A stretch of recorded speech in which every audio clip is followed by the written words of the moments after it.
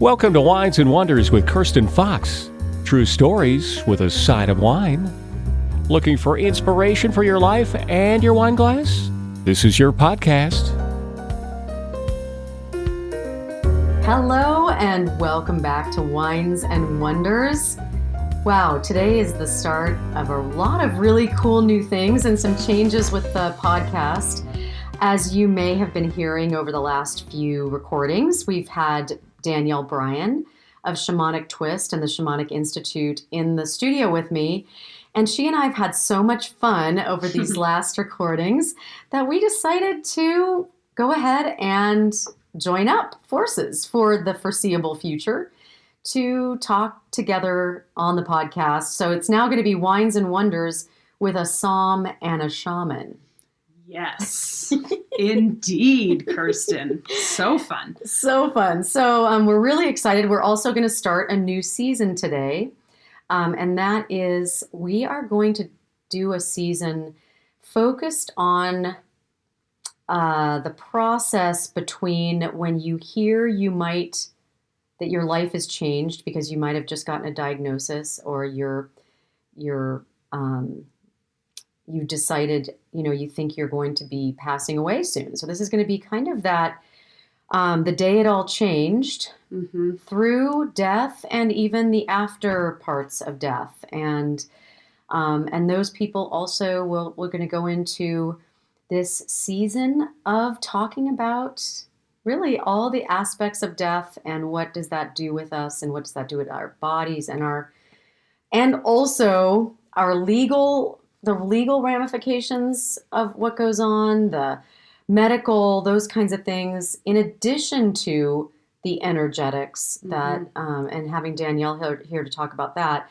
And I'm going to be talking about this from a perspective from my mom and myself. I mean, in terms of, I've been through a cancer diagnosis, which affected me. We'll talk about that at some point, but my mom did come live with me after a diagnosis and a decline in her mental health. She had a diagnosis of dementia that we'll talk about and follow throughout the 6 or so years after her original diagnosis. And interestingly, Dannielle's been a part of my life since that diagnosis came down. And so she was a part of my growth as I had to work through this as a child, watching my mom leave the plane. So Dannielle. Yes. So excited to have you. What do you think about this upcoming season surrounding a discussion surrounding death? Well, I think it's an interesting topic. I think it's one that we, as a society and a culture, we have begun to talk about these different aspects more, but it's still not a everyday conversation, is what I would say. We still fear death, high level. If we look at the whole kind of temperature of our culture, of our society, we fear it. Now, of course, it comes with all the human things that it comes with. So I'm not suggesting that there's anything wrong if, when we're faced with death or death comes into the conversation, that we don't have our human emotions around it. We're all going to have those, but it's not a comfortable conversation, and it's one that we tend to not want to think about, and it's one that we don't always know how to bring the conversation into kind of everyday talk. And as you and I had begun to discuss this season, what we were going to talk about, I know that we've talked about, and I know that you have brought to the table, let's start having these conversations. Can we bring these conversations in before it becomes like, oh my God, we got to think about all this stuff? How do we begin to recognize that we're all going to come to this place at some point or another, and through different avenues, of course. And as you mentioned, I have been a part of your particular journey with your mom since the beginning. And I know that you and I, over the course of those years, had a lot of conversation where we brought in a different level of understanding of exactly what is your mom asking for, what is she going through, and how do you come into right relationship with that? How do you come to this place where you can have your feelings as a person, as a daughter, and be able to work with and move through it as we honor what your mom wanted, as we honor the transition that death really is, that it really is a sacred transition. However, that's not the language we use to talk about it in a mainstream way. There are many people who work with death, hospice, and many, many others, death doulas, and there's different places that bring this sense of reverence and transition as a sacred transition to the process. But I would say that we need to seek that out. We need to already be looking at death that way and then finding the care and the places and the resources that align with that way of coming to death, rather than that being the upfront way that we move through the death experience at a mainstream level. So I'm really excited for this season. I'm really excited to talk about death.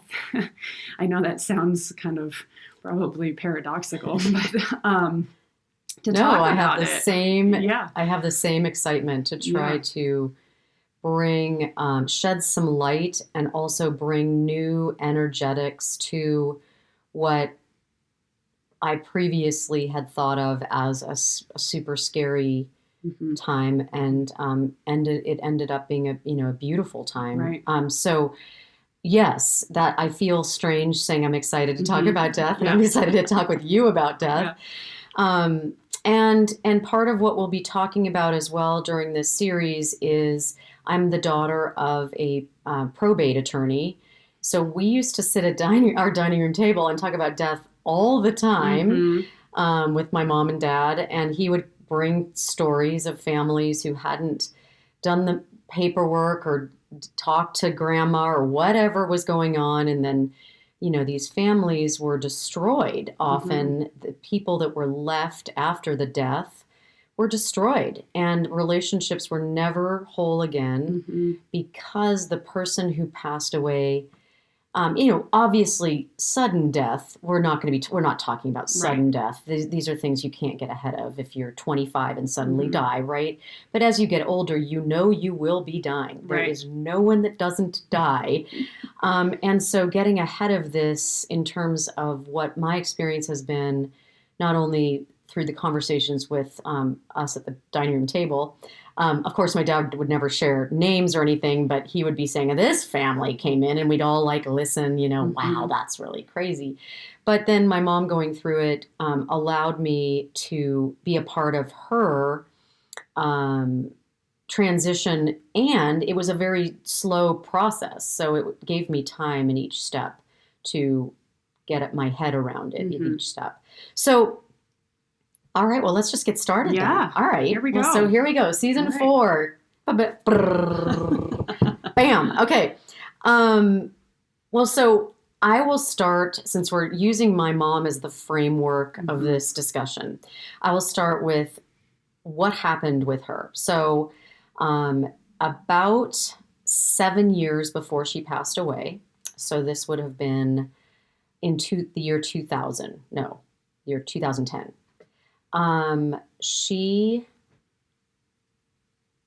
We all as daughters started seeing things she was doing at her house when we would visit her that were odd. Now, I'm one of 3 girls in the family. I'm the oldest, and my, we don't live in the same town as my mom, none of us, and none of us lives in the same town together. So we're all 3 separate, and we're all 3 far away from mom. So as we would go visit her, we would see things that were starting to be a bit odd. like she would leave everything for the day under her keys. So everything. I mean, and we all have our own little memory tricks, but it would be like her purse is under her keys, and then all of these different things she needed for the whole day would be piled up on top of the purse under the keys, including at one point the dog bowl. So she remembered to feed the dog, right? This is like, I was like, wait, why would she possibly forget to feed the dog? I mean, it was just, it started, I noticed it. So then finally I reached out to my sisters when it became odd enough for me to comment on it. And I asked if they'd seen weird things. And one of my sisters had had a call from my mom at one point, and my mom was out somewhere and didn't know how to get back home. And so finally we put all of our notes together and just realized Mom needed to get some kind of doctor's involvement in terms of what was going on. So the next one who flew out, which was me, I took her to a neurological appointment with a doctor, and he did what's called a mini mental. Now, mini mentals are, I had never heard of this before, but it's kind of a cool thing. It's just something very casual that they do in an office. And it's things like, I almost want to say, think of yourself as an 8-year-old. What time is showing on this clock? What color is this? Remember these 6 words and then repeat them back to me backwards. Or, I mean, now, not everybody's supposed to be perfect at all this, but apparently a normal adult would score at about a 30 on this mini mental.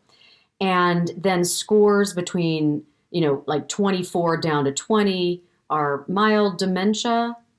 Something's going on in your brain. 20 down to 13 are moderate dementia, and then 12 and under are severe dementia. And my mom had just had Lyme's disease. So she actually scored 22 on this. So she would have been in the mild dementia range in this test. But the doctor said, we don't know if this lack of cognitive ability was due to the Lyme's disease. And we don't know if she'll lose more or if she's now at a baseline and that's what she's going to deal with. So I need to see her back in a year. So great. It was all great. We go, Mom's still living alone. She's doing fine using her memory techniques that she needed to do. Then I went back a year later with her, and the doctor did the test and she scored an 18. Which meant this wasn't Lyme's disease related. This was a dementia related disease. And we needed to start talking about what to do with her. And she, heard for the first time that she had dementia and it would eventually take her brain from her. And so I was there with her. And that's the day I want to focus on, because that is a day that so many of us have been through, whether you've heard a cancer diagnosis, whether you've heard a child's cancer diagnosis, whether you've had someone in your life hear those words that will permanently affect the trajectory of the rest of your life. So I'm narrowing it to that day. My mom was very upset, as you can imagine. I can't imagine hearing you're going to lose your brain before you die. I mean, it's like you died 2 times, Right. And so as we left the doctor, she was, very upset and crying. And then as my mom, who is a very pragmatic, man, this woman, I mean, she is like realistic. Let's deal with the reality right now. And she's also a planner. So by the time we got home, which was about a 20-minute drive, she was already thinking about what she needed to get ahead of, like in terms of, well, wait, what does my trust say? What does my will say? Oh no, I need to do this, that, and the other thing. So as she immediately got into the logistics of getting ahead of the paperwork associated with this and the care of herself and what were her decisions going to be. So I'd like to ask you, Dannielle, what do you see going on in someone's energetics when the day they hear that kind of news? Can you tell me what happens? Mm-hmm. I can't tell you exactly what happens, but what I can speak to is what goes on from a archetypal energetic level, because everybody's going to come to this in a different way. Everybody's going to receive that news and it's going to trigger something somewhat similar for people. That's where it's archetypal. It means that we can all agree that when you hear something like that, this is going to be one of 4 reactions, let's say, right? And I need to preface this whole season by also saying that I am not a licensed doctor, researcher, scientist in death whatsoever, right? So this is really coming from very much a personal experience of working with clients over these last 2 decades, and also having a deep understanding and study of what goes on energetically with people as we move through life. So I just want to That's really a good point. Nor am I a lawyer or a doctor as I talk about what my mom went through. But yes, thank you, Dannielle.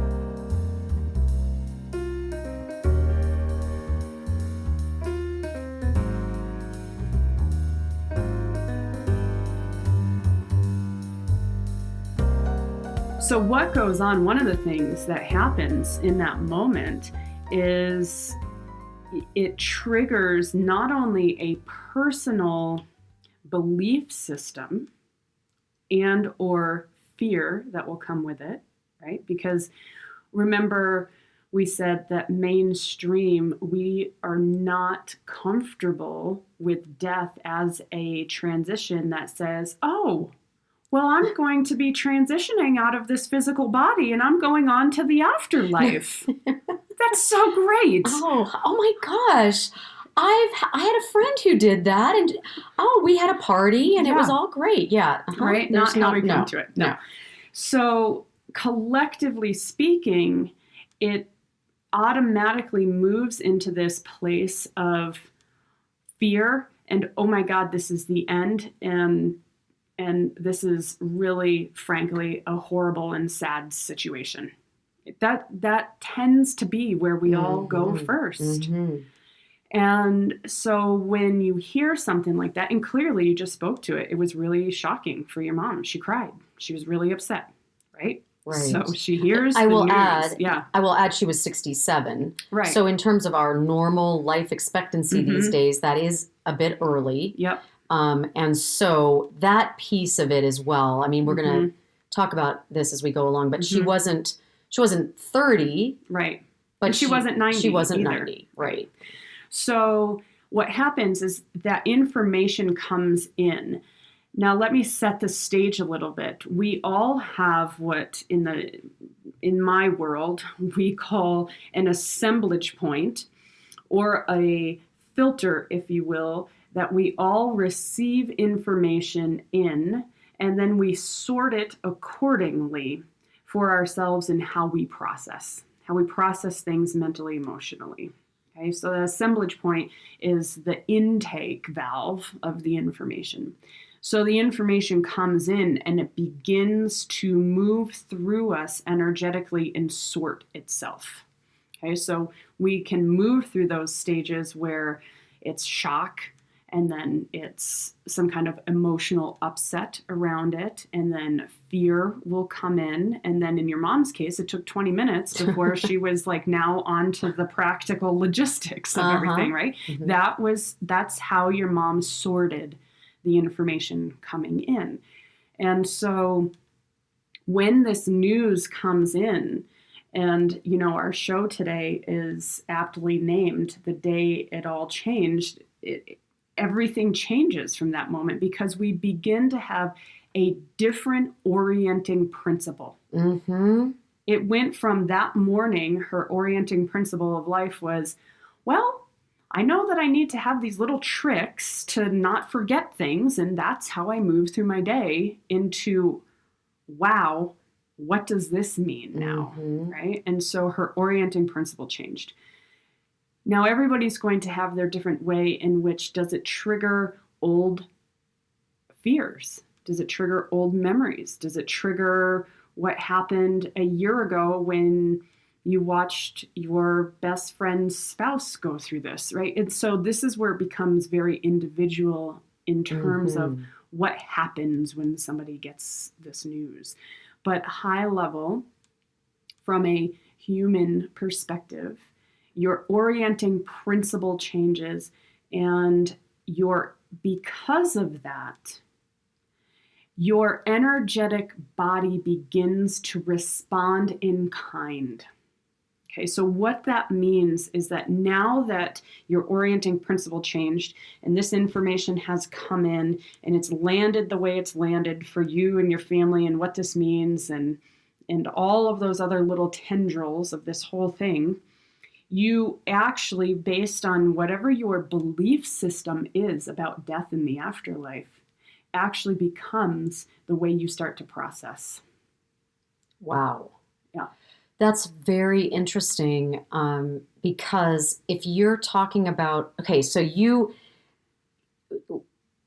it all changes that quickly. And then suddenly you are in a completely different frame of mind because and what you've learned before starts impacting your current reception of what is going on in your life. So if you've learned that, only bad people get diagnosed with dementia or something like that, you're going to take that in and make that a part of the process that you're going through versus someone who, who might say, you know what, at least it's my mind first and not my body, right? I always would want that. I mean, whatever. So it's all individualistic, and you're going to take, as a person, you're going to take action, or you're going to proceed in a way that makes sense based on what you personally have done before. It's kind of this... And believe before. Yeah. It brings in such interesting stuff, Kirsten, because what will also come into play, and I've seen this happen actually with clients where perhaps they were raised in a religion, right? Most religions have their viewpoint on death and the afterlife, what happens, right? And so we call that the mythology. Okay. We call that it's your religious faith. It's your belief system. And I've seen people raised in a religion, so that gets laid down in your formative years, in your early life, right? And you believe it. Now, you might be one of those people who then grows up to become an adult who kind of leaves that religion, begins to dabble in other schools of thought and start to formulate your own ideas and opinions about what might happen. And then something like this comes along and it may re-trigger all those early formative years of, oh my God, am I going to heaven or am I going to hell? Have I been a good person or not a good person? What do I need to make amends with? How do I make sure I'm okay in the afterlife? I mean, this is, for some people, for a lot of people, these thoughts start to come in along with the practicalities of what does all of this mean. But what gets called up to the front and center also is going to be your spiritual belief system around what is happening to me. What is going to happen to me? And so it's really been interesting because for some people, you'll watch that they will revert back to their upbringing, whatever that was, because there's something familiar there and there's a comfort there. And you will find that all of a sudden people might start going back to church or they might start picking up whatever book of faith is their book of faith. And so what we're witnessing is now they're trying to wrap their head around not just what does this mean in their day-to-day life, but what does this mean on a spiritual soul level? And maybe they talk about it that way, maybe they don't talk about it that way. But that, from my perspective, from my lens, that's the language I would convert it into, is that, okay, now we not only do we have physically what's going on and what does that mean and what does that look like, but we also have a big soul question hanging out there for people. Well, that's interesting that you say that, because, my mom had never done any inner work. She'd never, she was a very reality-based living human.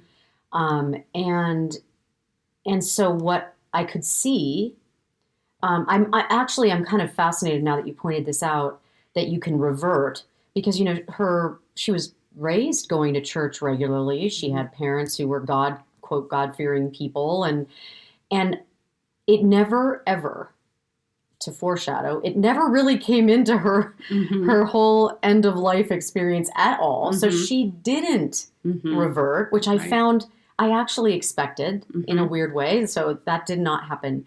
But what she was able to do is she was someone who wanted to control her environment, and she wanted to control everything around her.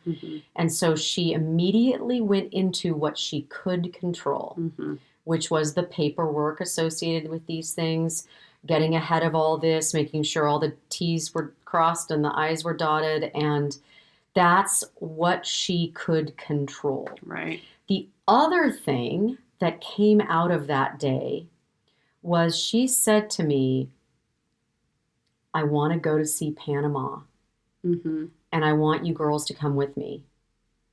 And I've always wanted to see Panama, and I want to see it before my brain's gone. And so there was this dichotomy of practicality and getting ahead of this and trying to make sure that we were all ready for this, in terms of she wasn't leaving us with any unknowns. But then she was also immediately, what haven't I done? What do I still want to do? And I think that goes so much. My mom was not a big traveler, or she traveled a little bit, but, she wasn't a big spender on travel, and she didn't buy expensive clothes and things. But this really meant a lot to her. And so from that day, we did end up getting, I think a year or so later, we got a trip together with all three of us girls and mom, and we went to see Panama. And afterwards, and I didn't know anything about Panama, the Panama Canal. She was freaking out about the Panama Canal, man. I was like, and then I read a book. I started to prepare for the trip because I wanted to know. Of course why. You did. I was like, why should I care about anything other than, do they drink margaritas there? I don't know. But I started to read about the building of the Panama Canal. And this is what I figured out tied my mom to that curiosity. Because I think if my mom had been born at a different time, I think she probably would have been an engineer of some kind, because she was always fascinated with actual reality and how things worked and what went together and how to make something, go together in a different way that might work better. And that Panama Canal, man, talk about an engineering feat. And so I think that's what attracted her. And she was a little girl when it was being built, or a little after it launched. And so anyway, those two things came out of it. And so it makes sense based on what you're saying, because what she had unfinished was, and what came up for her was an unfinished thing. And I think that hits, I'm doing a lot of reading on this subject, and it seems to be a common thread. The fallback to previously believed things, but the what have I still got to do now? Right.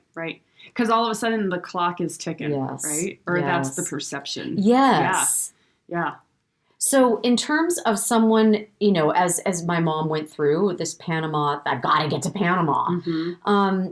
It makes sense to me in reading about patients who also not only have to do something, they have to talk to someone specific. there's something that has to be closed. What is that need for a human to have to close a loop like that? What is that? Unfinished business, really. And when we look at unfinished business from an energetic standpoint, we're looking at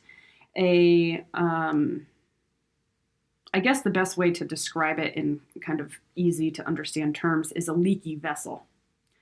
Oh. That unfinished business is like a leaky vessel. It's like your energy is just leaking out to that unfinished business. It's not a closed loop. It's not wrapped up and done.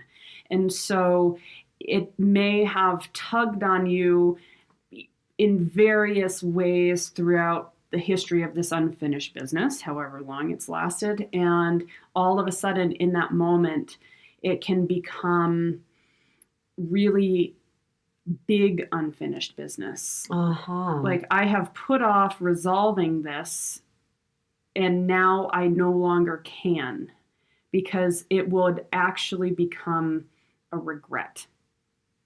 Right? So it's hedging off the I wish I woulda.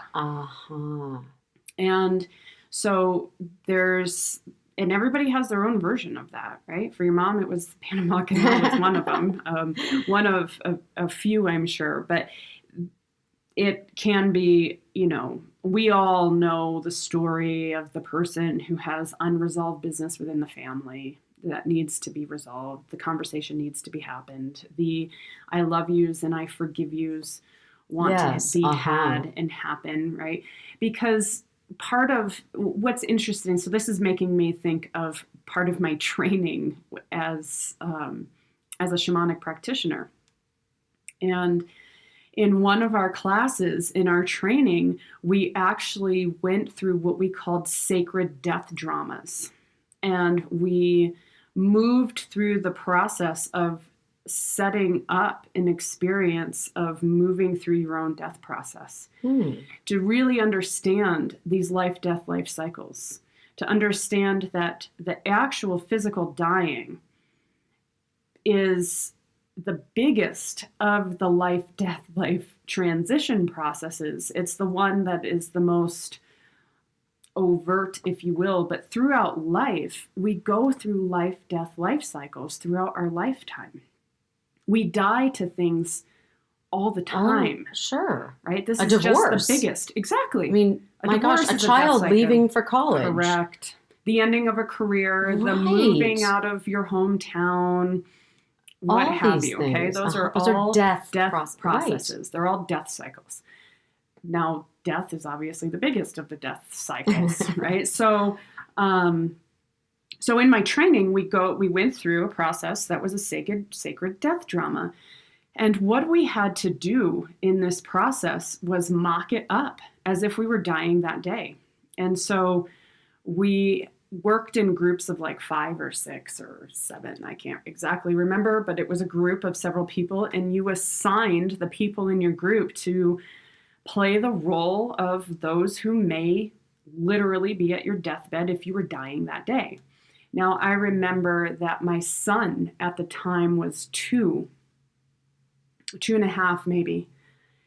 And when it came for it to be my turn to be the one who was dying, and I assigned people to be whom were the relative people in my life at that time, I had one of the people playing my son. And I remember, because we're dealing with energetics, and so for those who are listening to this who may not have made an experience of what it's like to really step into these sacred dramas, for those who are actors or actresses, Kirsten, you have history in acting. You know what it's like to step into a role, right? You embody that role. So it's that same principle in this kind of work. So anyway, I've embodied the role that I'm dying. I had somebody embody the role of being my son. And in this death drama, I couldn't let go while he was in the room. Oh, of course. I couldn't. That makes sense. He was 2 and a half. You can't die in front of him. And leave my 2 and a half year old. Right? Oh, so I remember in that, and these are very emotional processes that we Real. go Mhm, through. mhm. And people are crying and you're Uh-huh. embodying the feeling, just like watching a movie, Yeah, right? right. Where you're really into it and you're Mhm, feeling it, right? mhm. And I remember I had to say, the person who was playing my mom, I asked them to leave with my son, and I couldn't let go while they were in the room. Well, it was more my son than my mom, but I needed You somebody needed someone to to, take because he's him 2.5. out. Correct. Yeah. And Wow.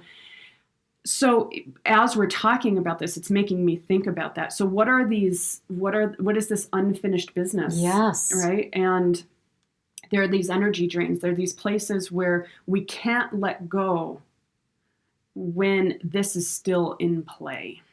And this is why we will see people hang on until they have that last conversation. Right. Right? Or they hang on until that person leaves the room. I mean, both are true. Both things are true. Right? How many stories do we hear of, I left just to go get a cup of coffee and that's when they passed?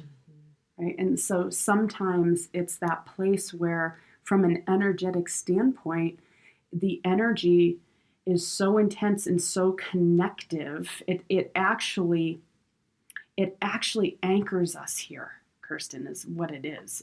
It actually is density, if you will, that kind of holds us here, where we can't actually just transition out of the body. And there's a whole process, and I'm sure we're going to get into this as we do our season, but there is a whole process from a shamanic perspective that we do where we actually assist the one who is in transition to release that density and that heaviness, to close those loops so that it is a much easier letting go in transition. But all of those unfinished business pieces, they're leaky vessels, and they're actually ties. They're ties that keep us here, that say, it is not complete until XYZ. Right. And some of these are really conscious. Like for your mom, it was really conscious that she wanted to go to Panama. For some people, they're really unconscious. And they know that they have unfinished business, and what is it, and how do they move through those pieces. Yeah. I've been, when my mom was diagnosed, we also were thankfully put in touch with a doctor, and I did not even know this doctor, a type of doctor existed. It's called Palliative Care. And that means a doctor who is very educated in geriatrics and end-of-life care. I did not know this. Anyway, so he suggested I read 2 books that have been instrumental in the process of not only helping my mom in her journey, but also helping me and understand more about my own feelings about death. One is called Proof of Heaven, a neurosurgeon's journey to the afterlife. And it is, and I'm Eben, I can't remember his last name, Eben. His first name's Eben, but I can't remember his last name. I don't have it here in front of me, but that is a really interesting book. And then the other one was, and I did not read this other one. I did read Proof of Heaven before my mom came to live with me. So in the middle of that 6 or 7 year process, I read it. But this one called Being Mortal, and that is by Atul Gawande, and that's spelled Gawande, Being Mortal. That book, I wish I had read it before my mom, I wish I'd listened to the doctor, but I didn't. But I listened in other ways, right? But those 2 books helped me so much get a bead on what my own feelings about death are, and understand way more about the energetics of what is coming. And fear way less, by the way, as well, by a huge margin. And as I've been reading this idea of that diagnosis day, is it constantly keeps coming up as I reflect when I'm doing my reading, because that is a day that these, and now we're putting a word to them, the leaky vessel. Mm-hmm. It's that concept that is somehow immediately urgent. Mm-hmm. And because of that time frame, not like you pointed out, not that we're always not under a time constraint, Right. but it just doesn't appear to be just Right. around the corner until you hear those words. But that it is such a motivator. Yeah. I mean, my God, there was no way. I've heard of people who are like, I won't die until Isabel's wedding, Mm-hmm. right? And they're Yes. like, no, Yep. I'm not going. Yep. And the fact that we have this, what I find really uplifting about this is we have this control of, or we have the perception of control. You're saying to me right now, I can see it. I can feel it being kind of beaming from your eyes. The perception of control that we can finish or do things that are highly, highly important to us before we pass away. Mm-hmm. Anyway, my mom, by saying those two, getting her ducks in a row, okay, sorry, I'm going to change paths here. I'm going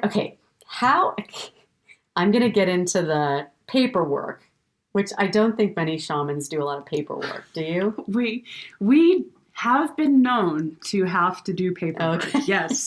Yes. Okay. In our modern society as modern shaman. Yes. All right. So there is paperwork in your house. There Okay. is. It's not just all up there. No, it's not. Okay. Yeah. So one of the things that my mom focused on almost immediately as she was thinking about all these ducks she had to get in a row, was who was going to be watching over her as she went through into this dementia. And the document, there are quite a few documents, and I'll talk a lot about documents as we go through these. But one of the documents, and the document that she went specifically to at that time, was called a healthcare power of attorney. And they're called slightly different things in different states, but a healthcare power of attorney basically gives you the documentation, gives someone else the documentation to make healthcare decisions for you. And so it is I think it's probably, I just can't imagine what it's like to sign one of those. Especially sign, so my mom asked me to be her healthcare POA, her healthcare power of attorney, which meant that if she became incapacitated, which meant that doctors thought she couldn't make her own decisions, I was going to have to be the one to make the decisions for her. Right. And it is such a flip-flop of normal life, because this is the person who took care of you, because you were the child and they were the parent. And it is just so odd to be put into the position of taking care of the person who used to take care of you. It just is an odd flip. And I mean, I remember, well, you were working with me at that time. And I started to try to get my head around, well, maybe you could tell me what you saw, because you were a part of my life at that point. And there I come in and I'm like, well, I'm going to be my mom's caretaker kind of. And there we are. Do you remember anything about that? I do. I remember high level. I can't remember exact words, but correct me if I'm remembering this wrong, since you are the person we're talking about. But I do remember you and I having a conversation and you telling me that you were now the one who was going to be in charge of those decisions. And I remember your mom asking you to be the one to assist and help her. And you saying, I'm not sure if I can do that. How could I possibly assist my mom in making these decisions. Mm-hmm. And it was emotional, right? It's that place of the way I think it was being interpreted. If I look back on it, if I have the permission to generalize here, is that it was coming in as oh my God, I'm the one who's going to be responsible for whether my mom dies or not, because I have to make that decision. Ultimately, that's the way out there thing, right? You're right, because she was saying to me, I have dementia. Once I cross the line and I don't know who's who and what's going on and I'm done. Yep. Like I don't, we'll talk about all the time I spent in trying to figure out what she really meant, because it was really important to me to know what her decision tree was. Right. But I definitely went into my mom. If my mom is telling me, let me go at this point. Yeah. And what if I'm not ready to let her go? Right. And so you and I had that conversation where you were saying, I don't know if I can do this, nor do I know if I want this. And I remember so distinctly, I can so picture exactly where we were, because I remember in that moment, it was like all coming through. And I said to you, Kirsten, this is actually a really beautiful gift, because your mother is asking you to assist her in the most sacred transition of her life. And that's where our conversation, you and I, shifted. And you had a whole different approach from that point on of what she was actually asking you to do. Wow. Yeah, I don't know if I'd ever give that to a kid. There was a lot of trust there, man. You weren't a kid, though, by the way. Well, I mean, a kid, like child. Yeah. I don't mean a kid like my age. Well, I want to focus just as we, do you have anything else? I want to get into the wine here and what we're going to pair. Yeah. But do you have anything else you'd want to say about that day of reckoning? Kind of, here's what's going to happen. Is there anything that's come to you as we've been talking about this on, the day it all changed? I would say, if we don't all have the bandwidth and the language to recognize what's happening in that moment. And so if you're a person who's with the person receiving that information, if you are the person who's getting that information, can we begin to shift our relationship with death and begin to shift what it actually is and begin to recognize the process that we're about to go through, and recognize that in our humanness, we're gonna be all over the spectrum. We're going to be all over the spectrum. Yes.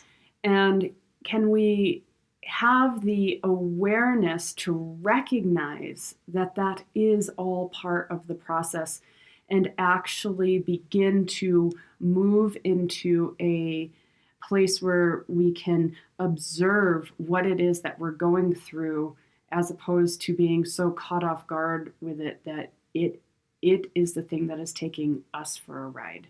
Now, that is so much more easily said than done. But as you're asking me, Dannielle, what would you say about this as we kind of wrap today's conversation? On that day that the news comes in, you're going to be all over the spectrum. And can, maybe, I think, Kirsten, you and I are both passionate about this topic and this subject, because, can you and I have a series where we start to have this conversation, that perhaps somebody out there listens to this podcast, and, if and when that day comes for them, that they can remember, like, oh, maybe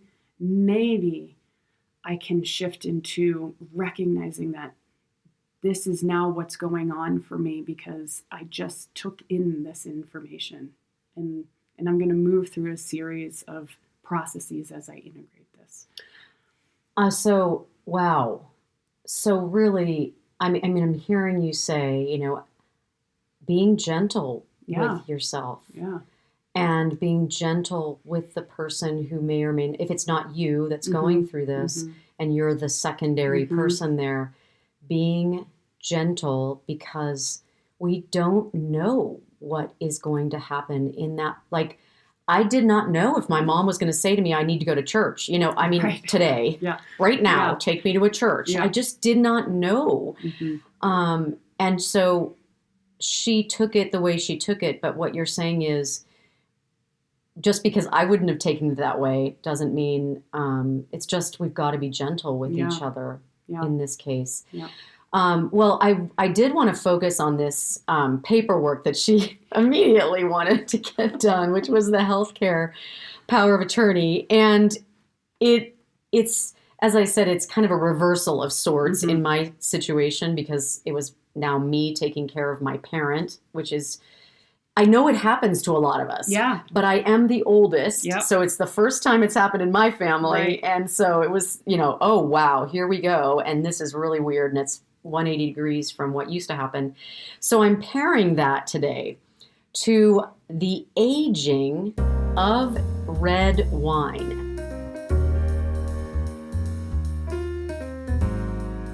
Thanks for staying tuned to Wines and Wonders.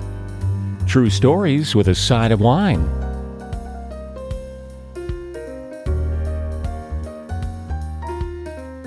I'm not talking about any specific bottle today. I'm just talking about the aging of red wine, because that aging process as well is a very bizarre 180 degree process that flips everything around that you would expect.